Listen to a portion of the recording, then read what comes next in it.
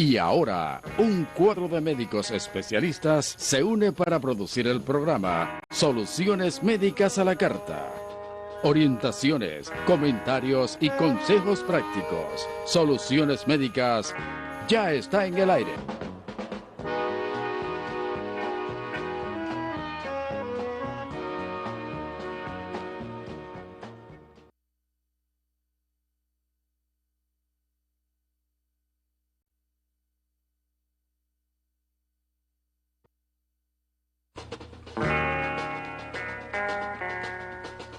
Y ahora, un cuadro de médicos especialistas se une para producir el programa Soluciones Médicas a la Carta. Orientaciones, comentarios y consejos prácticos. Soluciones Médicas ya está en el aire.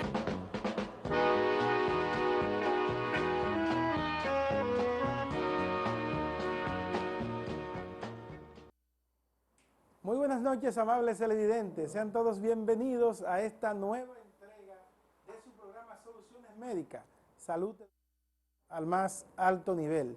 Estamos agradecidos de Dios por la oportunidad que nos da una vez más en este segundo domingo, en este primer domingo de diciembre. Ya, señores, estamos en Navidad, ya tenemos el fin de año próximamente ahí, de estar de nuevo ante ustedes para llevarle el programa líder de salud en la República Dominicana. El pasado 25 de noviembre se conmemoró el Día de la Lucha contra la Violencia Femenina.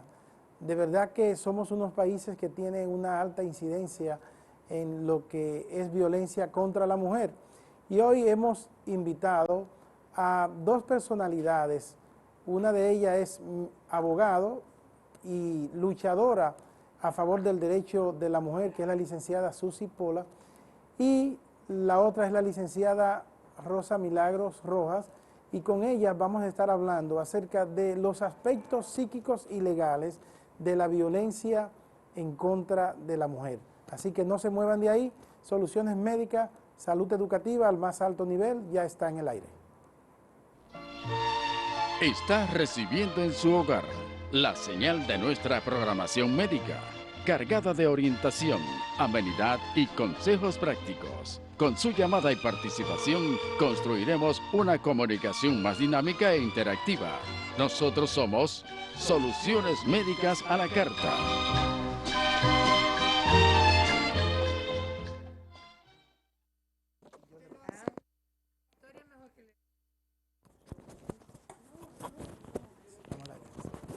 Bien, amigos televidentes, estamos en el plato fuerte de la noche y la primera parte de la entrevista de Soluciones Médicas llega gracias a Inmunocal. Inmunocal es el suplemento a base de cisteína bioactiva que eleva los niveles de glutatión en sangre. Y cuando estos niveles de glutatión están altos, entonces usted va a tener un sistema de defensa bueno y cuando vengan los microorganismos que causan las enfermedades, lo van a poder defender.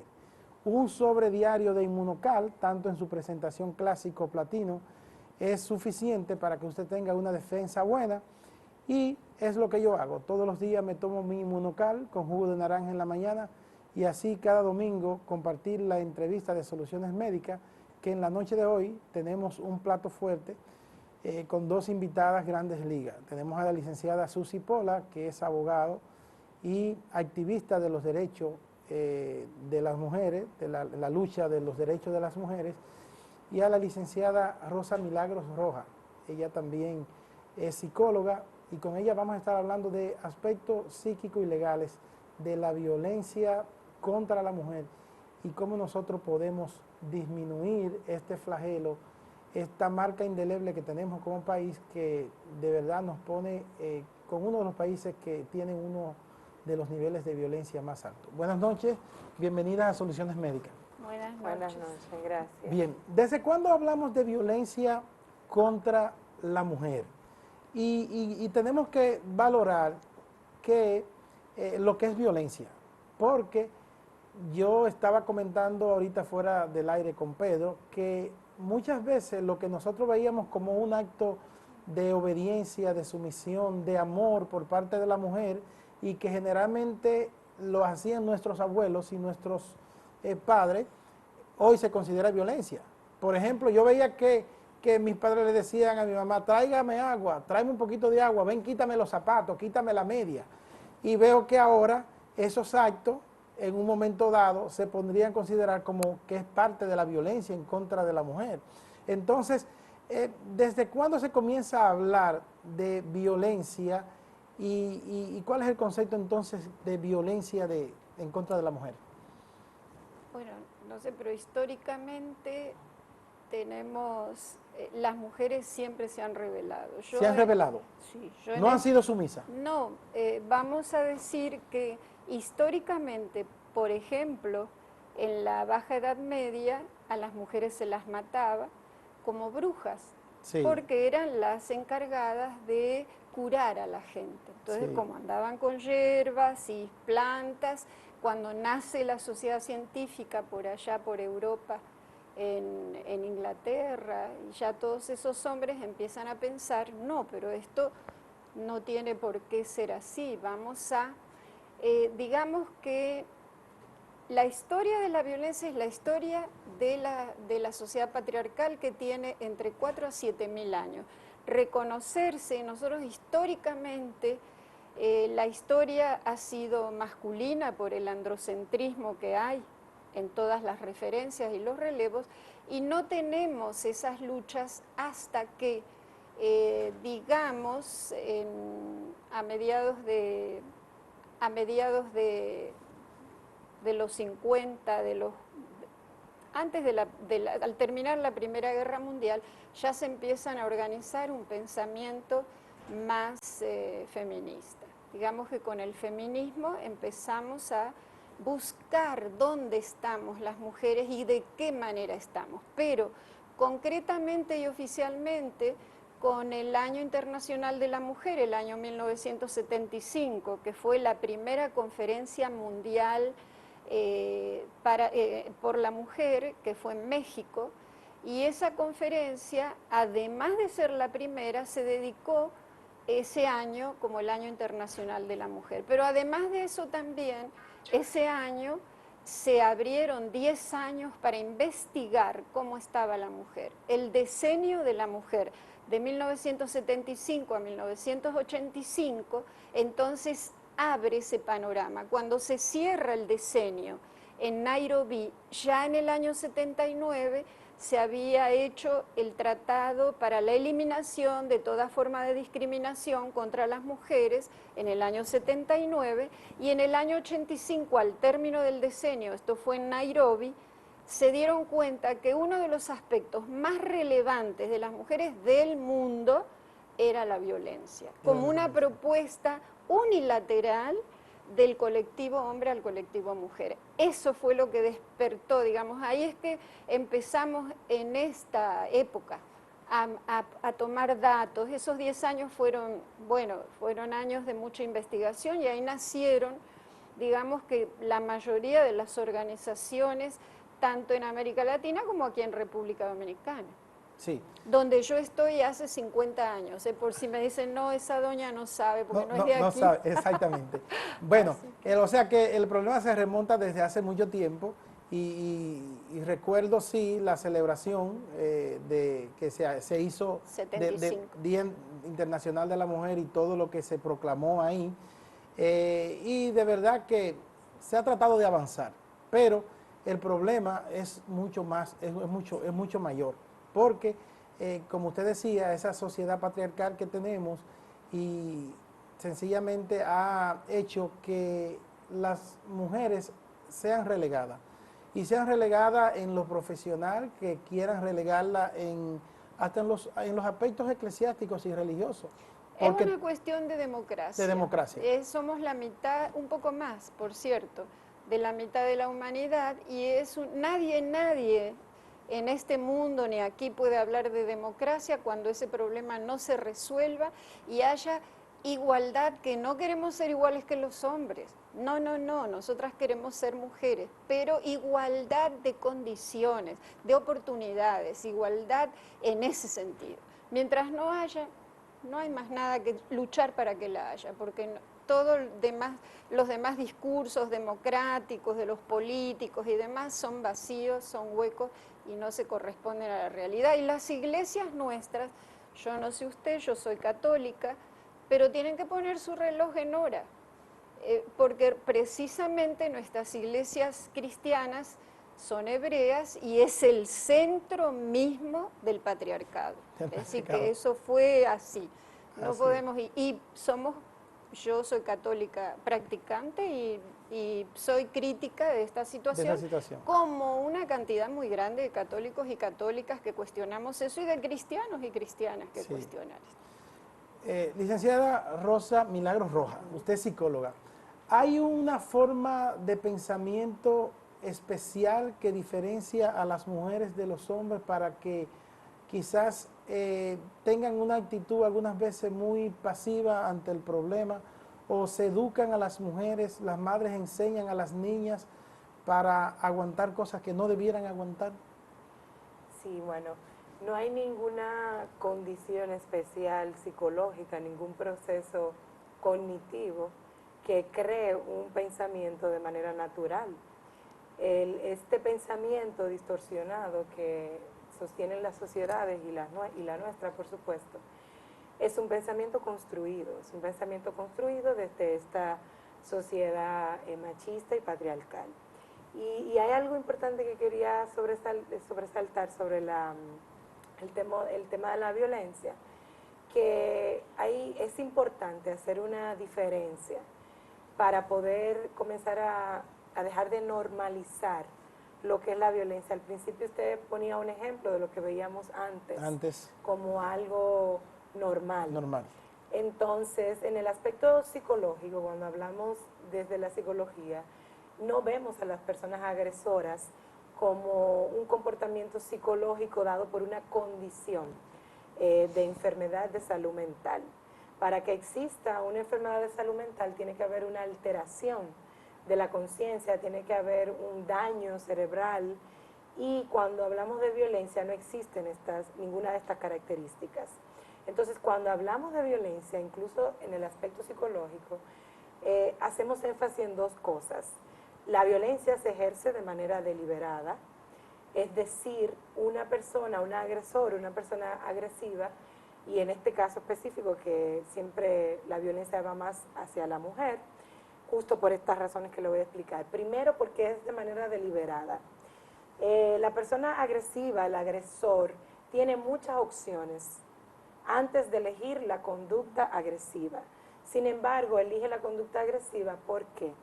Por la segunda razón, porque cuando hablamos de violencia y cuando hablamos de violencia de género, hablamos de que hay una situación de poder. Donde el agresor se asume con poder sobre la persona que le ejerce. Entonces le provoca un daño psicológico, le provoca un daño sexual, le provoca un daño físico. ¿Y por qué es importante hacer esa diferencia? Porque es una de las cosas que normaliza la violencia, sobre todo la violencia psicológica. Se hace mucho énfasis en esa violencia física y en las noticias y en los medios, pues cuando aparecen golpes, cuando aparecen moratones, pues la gente se alarma. Sin embargo, eso viene de una violencia psicológica sostenida durante años. Y construida desde un proceso social, no desde un aspecto biológico ni fisiológico de un hombre o de una mujer. Déjeme ver si yo puedo darle a entender a los televidentes lo que usted me quiere decir. Lo que usted quiere decirnos es que cuando aparece una mujer con un moretón, es porque esa mujer viene soportando hace tiempo episodios de violencia contra ella que dan al traste con ese golpe ya en ese momento, pero que ella viene soportando y eso. Y es probable que la mujer en un momento dado piensa que eso es parte normal de la relación. Se ha socializado. ¿Se ha socializado? Claro. Como normal, sí, por eso es que se normaliza, se ha socializado como normal, por eso que es importante hacer esa distinción de que ¿dónde comienza a construirse ese poder? ¿Dónde comienza a construirse ese poder del hombre agresor sobre su pareja, sobre la mujer? En esa parte de las acciones y la dinámica cotidiana, donde se dan dos situaciones. La primera es el control. ese control de qué tú tienes que hacer con tu cuerpo, qué tú tienes que hacer con tus decisiones, cuáles cosas tú puedes decidir, a dónde tú puedes actuar, con quién te puedes relacionar y con quién no, cuáles cosas supuestamente te corresponden de manera natural. Ahí comienza a ejercerse el control y ese control va a llevar a una sumisión. No es que nosotras las mujeres somos sumisas naturalmente porque lo traemos en un gen especial. No, es que se da un control en esas acciones cotidianas de no te puedes cortar el pelo o no puedes juntarte con tal amiga o no puedes salir con tal persona o si el horario de tu trabajo te exigen horas extra, no puedes hacer las horas extra o incluso que se da en el noviazgo justamente que es donde comienza a aparecer cuando hablamos de relaciones íntimas, ¿no? Porque la violencia intrafamiliar se da ya en un aspecto más amplio, pero la violencia de pareja íntima se comienza a desarrollar en el noviazgo. En el noviazgo. Donde ese novio se te aparece en el salón. Para ver si tú estás en el salón. Con esa supuesta buena intención de protegerte. No de buscarte y de buscarla. Ajá, y eso no es protección, eso es control. Y ese control va aumentando, ¿no?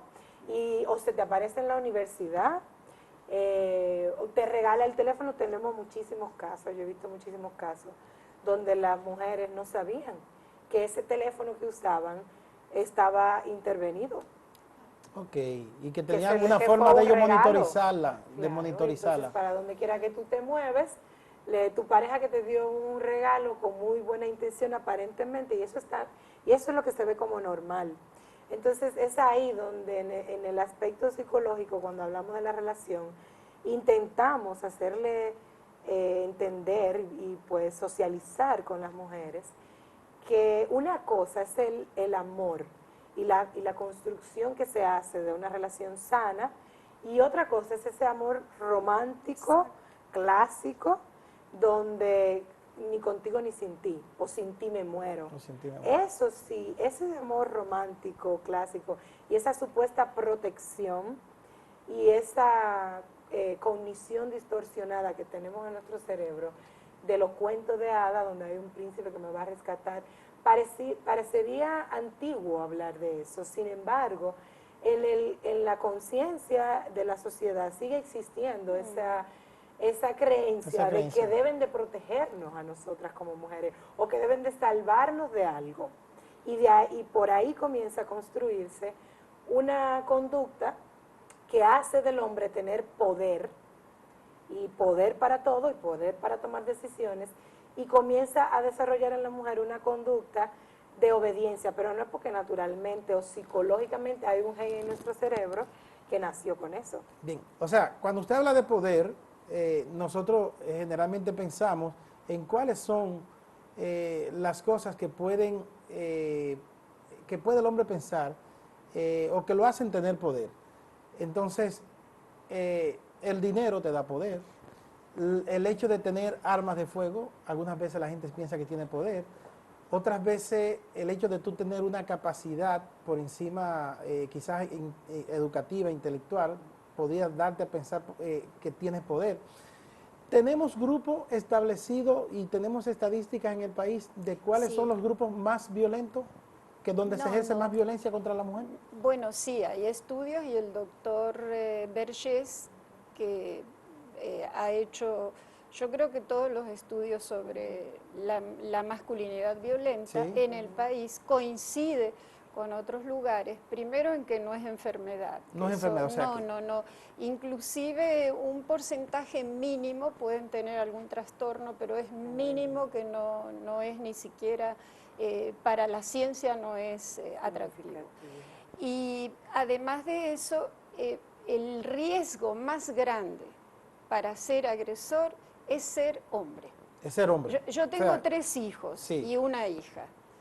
Y mis hijos no son violentos, en fin, pero yo no es porque tenga una obsesión en eso, sino que es comprobado que cuanto más se adhiere el hombre a los patrones machistas, a eso, como usted dice, su papá pedía el agua porque su papá estaba convencido que la mujer está hecha para eso. Yo trabajo, voy Que eso era y parte de su trabajo, rol. y eso es su rol y nació para eso. Eso es un pensamiento que, bueno, es una ideología. Una ideología. Yo cuando hablaban de la ideología de género, esa es la ideología Esa de es la género. género. Creer realmente que la mujer tiene que servirme y que para eso está inclusive muchos religiosos y mucha gente conservadora dice, esto pasa porque la mujer salió de la casa. Pero bueno, no hay, el gran riesgo para ser agresor es ser hombre. Es ser hombre. Es nada más. Pero un hombre adherido a los patrones machistas, porque no es un porcentaje de un 10 a un 12%, es lo que dicen las cifras, de hombres son violentos sin retorno. Ese violento sin retorno es el que termina matando, el que da una paliza que desbarata, en fin, los demás hombres que ejercen su masculinidad machista en un contexto donde eso se pasa de generación en generación, son capaces de reaccionar y decir, concho, es verdad, ¿cómo va a ser que una mujer esté para servirme a mí y traerme todo y yo de lo más bien en la vida? Es decir, se dan cuenta, pero esos no se dan cuenta. Si son muy adheridos a esos patrones, esos roles que, por otro lado, la sociedad, la socialización de las personas remarca continuamente, es decir, el hombre es fuerte, el hombre no llora, el hombre la mujer tiene que ser generosa, todos esos estereotipos que nos van criando nos va clasificando ya desde que nos socializamos y después, claro, tenemos que desmontar todo eso para realizar un pensamiento que sea humano, que sea de respeto a los derechos de las demás personas, ¿no? Así es, porque es obvio que la mujer, tú no tienes una trabajadora, tú no tienes una sirvienta en la casa. Una compañera. Una compañera, tú tienes una compañera. Por ejemplo, yo llego a la casa y yo miro hacia la despensa y yo veo si hay algo y si mi esposa prepara algo. Si no preparo algo, yo voy y me lo preparo, porque quien tiene hambre soy yo. Yo me lo preparo yo mismo y yo entiendo porque tenemos 3 niños, quizás ya no le dio tiempo con los niños de prepararme la cena o la comida quizás está ahí, yo mismo me la sirvo. O sea, yo no veo nada de malo en que usted haga eso, porque si usted que tiene hambre, pues no se ponga a pelear, póngase a comer su comida tranquilo, sírvasela a usted mismo y sencillamente usted entienda que usted tiene una ayuda idónea, que es lo que dice la Biblia. Hay un dato importante, ahora que usted me ponía ese ejemplo de la comida, que usamos mucho en el proceso terapéutico, ya sea desde el enfoque educativo o en la terapia individual, que es la autonomía. Entonces, el ser humano, hombre, mujer, tiene todas las habilidades para, desde que es niño o niña, pues comience a desarrollar la autonomía, la Claro, eso es muy iniciativa importante. y el proceso de saber cubrirse por sí solo sus necesidades. Y con relación a las estadísticas también quería mencionar que en los últimos estudios que se han hecho tanto en la región como a nivel de otros países que sí constantemente están valorando y analizando el problema grave que es la violencia contra la mujer, se determinó que el 80% de los agresores no tienen ninguna conducta socialmente psicológicamente patológica. O sea, el 80% de los hombres es un hombre totalmente normal.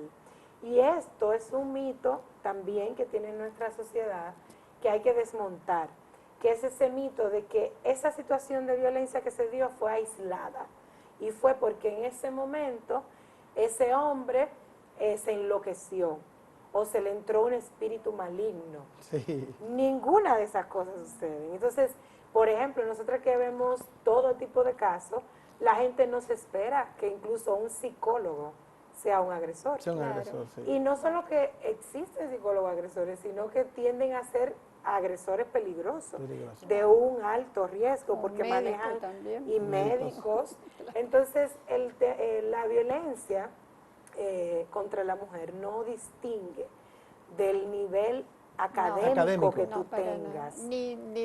Ni nivel económico tampoco.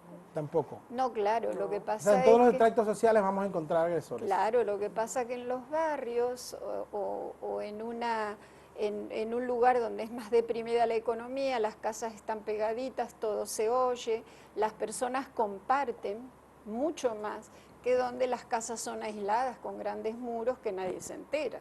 Pero después es lo mismo, es la misma violencia, no hay cifras que digan que eso pasa de otra manera. Sí. ¿Los problemas económicos en la familia podrían degenerar violencia? No, hombre, no. No. que va. No hay forma de que puedan degenerar. Porque nosotros vemos muchos hogares y estos hogares algunas veces son principalmente manejados y sostenidos en cuanto a lo que es Al hombre, al dinero del hombre. En República Entonces, Dominicana no es. en República no. No, en República Dominicana las cifras nos dicen Las mujeres están oficiales aportando. que el 42% de los hogares, de las familias, las mantiene una mujer sola. Es decir, No, y después dicen los economistas que otro tanto, más o menos, es hogares que los dos trabajan, Que los porque dos hoy trabajan. por hoy usted sabe, usted tiene que trabajar y su esposa tiene que trabajar. También. Y una porque tiene que realizarse, porque hizo sus estudios en la universidad o Sí. lo que sea, y otra porque no alcanza. Tenemos que trabajar los dos. Eso es otro tanto. Así que ya yo voy por más de 80%.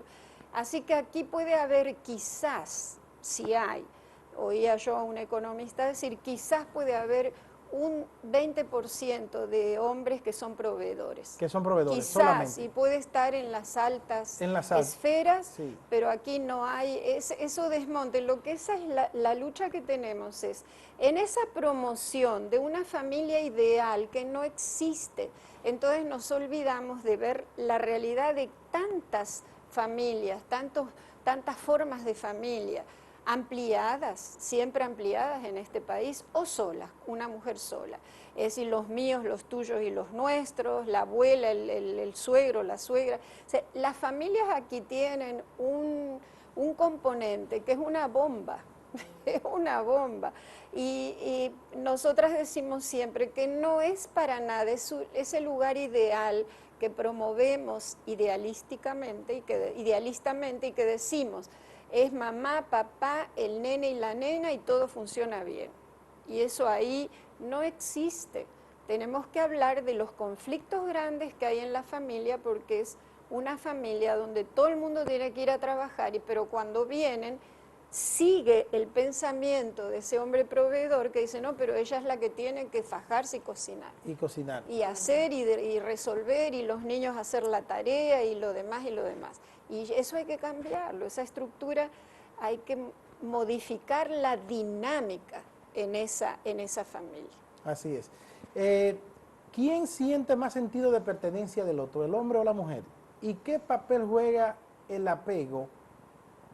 Ese sentido de que yo no quiero perderte nunca, de que yo quisiera siempre disfrutar de tu cariño, de tu amor. ¿Qué papel juega eso en la violencia contra la mujer? Eso es bonito dicho así, Sí. porque es mía o de nadie. Sí. Esa es la realidad. ¿no? Y pues también resaltar que es toda la sociedad y en todos los sectores de la sociedad que eso se valida, ese amor romántico, porque en la República Dominicana lo validamos a través de la música. De la música. Cuando tú te pones a analizar la música que se escucha y los anuncios de televisión y los rankings de qué tiene un programa de televisión para tener muchos rankings, todos tienen patrones de género en detrimento de lo que es la equidad. Entonces, pero hay que cambiar muchas cosas aquí, comenzando desde esa música sí, que escuchan cambiarlo nuestros todo. jóvenes, que son los que se cosas. están formando y que escuchan nuestros niños. Claro, pero los jóvenes vienen producto de un sistema que se ha venido construyendo. O sea, los jóvenes que tenemos ahora no aparecieron, sino Sí. que se fueron construyendo. Con relación a lo de el apego, pues es importante saber que el apego, nosotros los seres humanos somos seres de apegos. Entonces, estos apegos podemos dividirlo a gran escala en un apego afectivo o emocional, el apego físico, que incluye la parte económica, pero que también incluye la parte de las relaciones sexuales, y el apego mental, que tiene que ver con las creencias. Entonces, tenemos apegos a nuestras creencias. Entonces, todo esto es parte siempre de nuestras dinámicas de interacción y de nuestro proceso de compartir con los demás.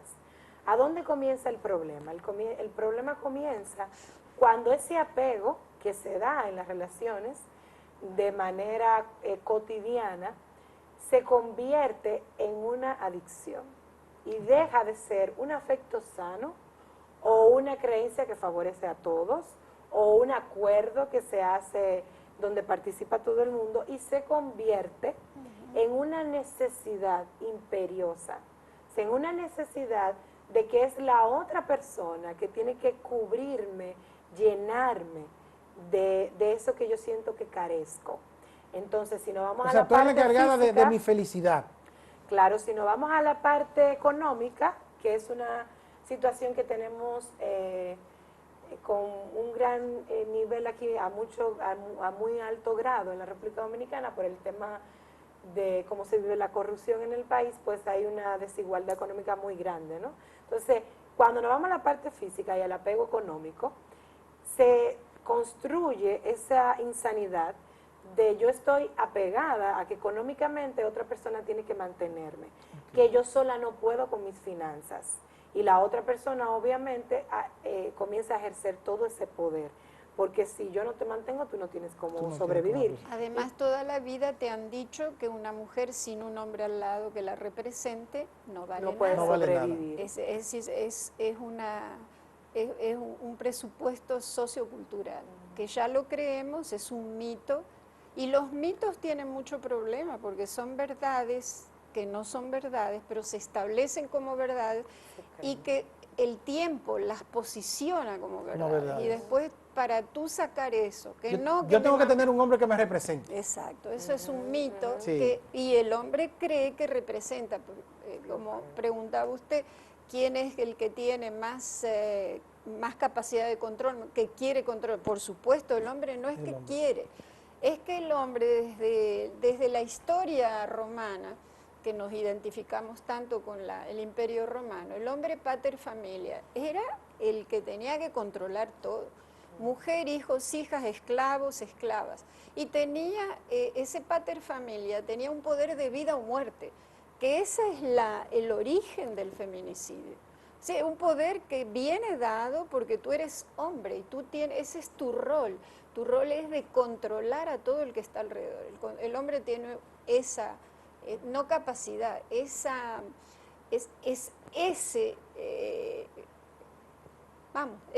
genética, grande a eso. esa genética. No es genética, eso Sí. se puede desmontar. Sí. Pasa que lo cultural siempre da mucho Es trabajo. socialmente, el hombre socialmente tiene el permiso y los privilegios También. de hacerlo, pero no es porque sea biológico o genético. Y con relación al apego afectivo, el apego afectivo está considerado el apego afectivo o codependencia emocional. Está considerado una adicción, e incluso en terapia lo tratamos como se trata un problema de adicción a una sustancia, porque es que tú sabes mentalmente que esa persona, con esas dos personas no pueden sostener una relación. Sin embargo, hay una codependencia, una necesidad de que eres tú que me tienes que suplir mis afectos, que eres tú que me hace feliz, que a pesar de que nos hacemos daño no nos separamos. Okay. Entonces esa parte sí la trabajamos mucho en el proceso psicológico cuando hablamos de violencia, porque en casi todos los casos existen apegos emocionales fuertes. Y contrario a lo que mucha gente piensa, que también es un mito, de que ese apego lo tienen sobre todo las mujeres, resulta que no, porque es el hombre que desde esa expectativa, porque hay dos cosas, una cosa son los roles de género y otra cosa son las expectativas. Entonces, la sociedad, las familias, tus círculos de amigos, tienen una expectativa acerca de tu masculinidad. Entonces, cuando esa expectativa se ve amenazada, tú desarrollas esa necesidad de que esa persona permanezca contigo. Okay. Entonces, yo no te suelto. ¿Y porque qué sucede? Que como el hombre no quiere ver esa expectativa de género frustrada, porque obviamente le va a causar un dolor, ¿no? Y le va a restar en su pensamiento, le va a restar a su masculinidad, que es un mito esto, entonces no te suelta.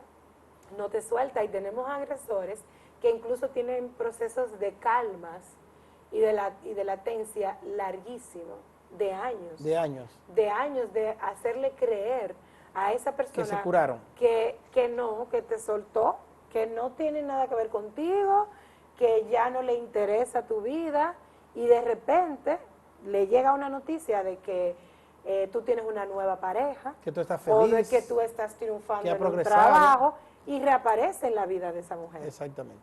Vamos a ir a una pequeña pausa comercial. Cuando regresemos vamos a hablar, porque yo creo que una de las cosas más importantes que debemos comenzar a proponer es cuándo buscar ayuda, porque lamentablemente se está buscando ayuda cuando la situación está o ha avanzado mucho, cuando vienen agresiones físicas. Y creo que se puede buscar ayuda en una etapa donde se pueda trabajar, donde no haya que llegar a la medida de coerción y que haya que meter preso a ese hombre, y que se pueda trabajar temprano para que el hombre entienda que está ejerciendo violencia contra la mujer y quizás él no se está dando cuenta que eso va a llevar a cosas peores. Así que cuando regresemos vamos a hablar de cuándo comenzar a buscar ayuda y de los aspectos legales que han hecho que muchas mujeres últimamente estén muriendo por unos famosos acuerdos entre las partes envueltas que lamentablemente dan al traste con la vida de la mujer. Ya regresamos.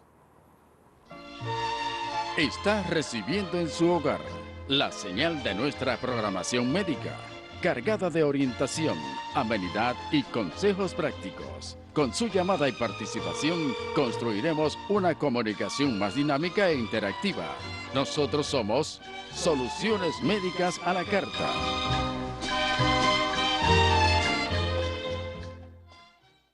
Amigos televidentes, seguimos en el plato fuerte de la noche y la segunda parte de la entrevista de Soluciones Médicas llega gracias a COP Corazón. COP Corazón es la cooperativa de Santiago porque es la cooperativa de la ciudad Corazón.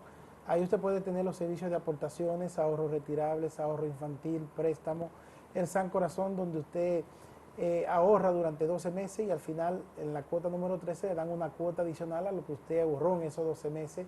Usted puede obtener una mayor rentabilidad por su certificado financiero.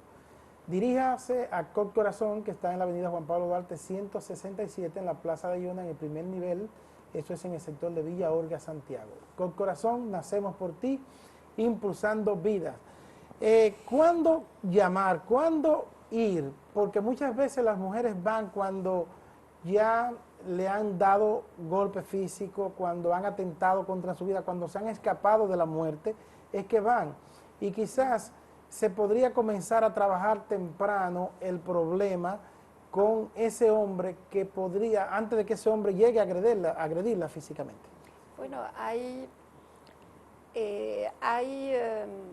programas, inclusive ahora abierto en Santiago, donde los hombres si sienten que están siendo maltratadores, porque toda la carga no es de la mujer, en realidad es un problema del hombre que sufre la mujer. Que sufre la mujer. Entonces, que pueden acercarse, ¿no? El caso es que el entorno, y por eso es que tiene que ser una sintonía de actores y actoras que estén alrededor de la mujer. La mujer vive en una cultura que, como usted nos lo dijo desde el primer momento, tráeme el agua y eso es lo que ha visto. Es muchas veces difícil que ella se dé cuenta. Inclusive el agresor, las primeras agresiones o las primeras quejas que ella va a tener ante él, va a decir, no, eso es porque yo te quiero mucho, eso es porque tú estabas, va a trasladar la culpa a ella. Y entonces es difícil, tarda. Generalmente las grandes detecciones de violencia se hacen a nivel médico, por eso en el año 92 La Organización Mundial de la Salud dijo que la violencia basada en el género contra la mujer era un problema grave de salud y un problema grave de derechos humanos. Entonces, en las emergencias es donde más se puede descubrir, se puede ahí coger de principio los moretones o lo que sea, pero generalmente la mujer acude al médico y dice, me hice este golpe porque estaba trapeando, me resbalé. La mujer tapa porque muchas veces va con el mismo agresor al médico. El médico, bueno, hay programas, y yo sé que aquí lo tiene Profamilia, tiene un programa de detención. Que es muy importante, porque ahí sí se puede prevenir los feminicidios. Otro lugar que previene, que es fabuloso para detectar, es la escuela, pero la escuela no tiene programas, el sistema de educación dominicano no entiende la violencia, no se prepara, pero en la escuela un niño, una niña que presencian y siempre la violencia intrafamiliar tiene esa gran víctima que es el niño y la niña, que es testigo, pues ahí se puede detectar. Una buena orientación escolar detecta enseguida. Y como gran mensaje a las madres y a los padres, que ahorita fuera del aire decíamos, crear una autoestima alta en esos niños y en esas niñas.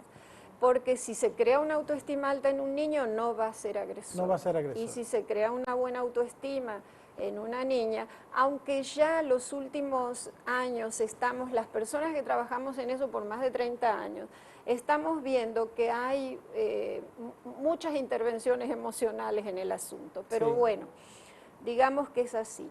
El entorno es otro componente que es muy importante. Una mujer cuando sufre violencia está muy sola. Si le dice a su mamá, muchas veces ni le dice porque vio eso en su papá, pero muchas veces la mamá le va a decir, no, mi hija, mira, después que ya él es grande, después que envejezca, él se va a poner tranquilo, eso los hombres son así, o bueno, resuelve tu problema y si tú quieres separarte, ven amiga, pero resuelve el problema. Pero es que eso no lo puede resolver, porque no es ella que provoca esa violencia. Entonces es muy complejo.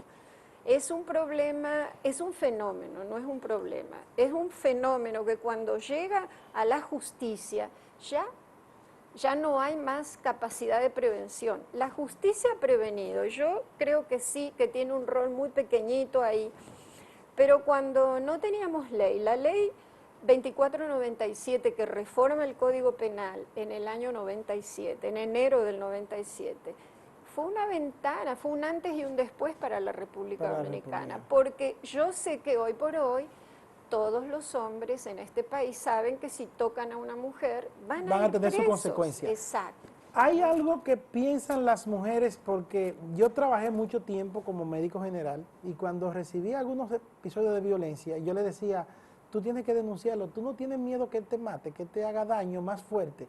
¿Qué es lo que va a hacer? Ese no da para nada. Y decían palabras. Entonces, la mujer como piensa como que el hombre no es capaz de hacerle un daño mayor, que no es capaz de matarla.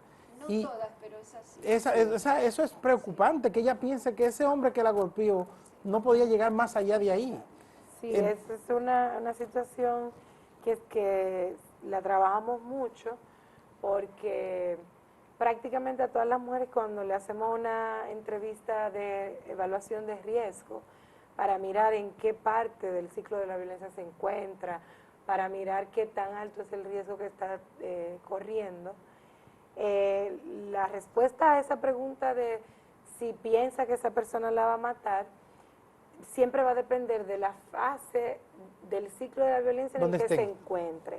Si ya ese ciclo ha crecido, ya la mujer está segura de que eso puede ocurrir. Suceder. E incluso de ahí viene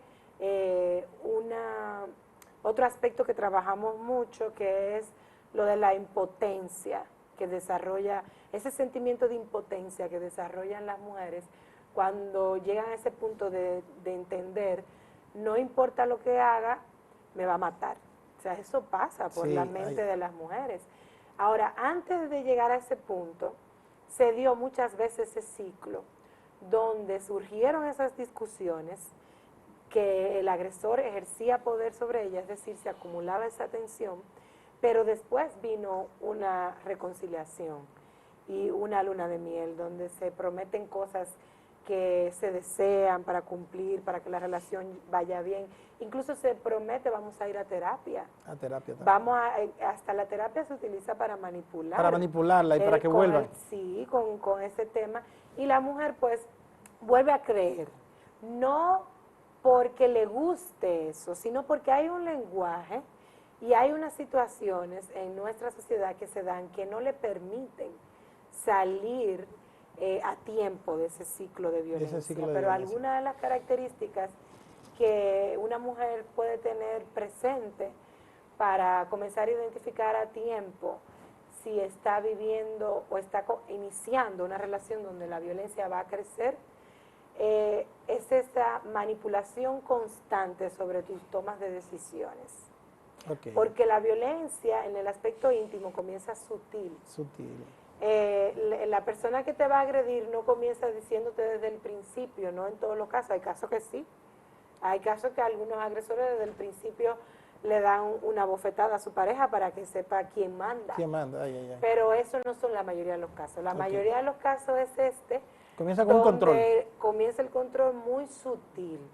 Entonces, cuando tú puedes comenzar a identificar que vas a vivir una relación de violencia de la cual se te va a complicar, se va a hacer complicado salir, cuando inicia esa manipulación hacia tus decisiones, es decir, la decisión tuya siempre pasa a un segundo lugar, tú deberías pensar mejor, o cuando tú vayas a hacer algo, consúltamelo a mí para yo darte mi opinión, pero al final la opinión tuya es la única que vale, la mía siempre queda relegada. Y algunas de las cosas que mencionaba al principio de ese vigilarte en todos tus espacios. Yo le digo siempre a las mujeres cuando comparto con ellas en la terapia grupal, no es coincidencia. Cuando tú comienzas a encontrarte con una persona que tú recién estás conociendo, cuando tú te la comienzas a encontrar en todos los lugares, no es coincidencia. Claro que no. Eso no es coincidencia. Entonces ya ahí tú tienes que despertar esa voz de alarma. Tampoco es sutil que cuando tú estás comenzando una relación con una persona, esa persona inmediatamente quiera hacerse parte de todos tus espacios, porque primero se hace parte de todos tus espacios y luego te va a pasar a intentar excluirte de esos espacios, para que cuando la violencia llegue a su máxima expresión, tú no cuentes con una red de apoyo. No encuentre apoyo ahí. No hay familia, no hay amistades. Además que la red familiar es peligrosa, siempre yo le digo también a las mujeres. Tenemos la creencia de que nuestra familia es la primera que nos va a proteger. No es así. Algunas veces... Generalmente es todo lo opuesto, porque cuando tú le vas a contar a tu familia se hace aliada de tu agresor. Muchísimas veces. Hemos visto eso. Señores, el tiempo se nos fue, hay muchos temas que quedaron por tratar. ¿Dónde pueden encontrar? Ustedes trabajan con organizaciones que ayudan a este tipo de mujeres. ¿Dónde pueden, cuáles son estas organizaciones donde se pueden dirigir las mujeres aquí en Santiago y pueden obtener su servicio? Pueden dirigirse a la unidad. La unidad de atención que está en la calle del Sol, esquina R. Tolentino. Eso es subiendo casi al área monumental. Eso no es solamente para denunciar. Si sienten que están muy atemorizadas, pueden dirigirse también al Ministerio de la Mujer. Frente al supermercado Pola, va la promoción. La cuña. Sí. Ahí está el Ministerio de la Mujer y en la Bartolomé Colón. Muy buena atención. Okay. Muy buena atención. Y bueno, yo pertenezco al Núcleo de Apoyo a la Mujer, que está en la calle Cuba, esquina Vicente Estrella. Altos, y que ahí también pueden acudir. Bien, excelente. Y hay una línea nacional que está saliendo en estos días, un teléfono donde pueden llamar siempre 24 horas. Y yo creo que dentro de todas las deficiencias que tiene la justicia, pueden acudir a la justicia, y deben acudir. Lo que no deben es quedarse calladas. Y alguna persona en el entorno va a ver que va a ser positiva. No todo el entorno es negativo, y eso es importante. Lo que pasa es que el entorno es muy juzgador, siempre quiere las cosas resueltas, pero siempre dígalo, no se quede con eso. Así es.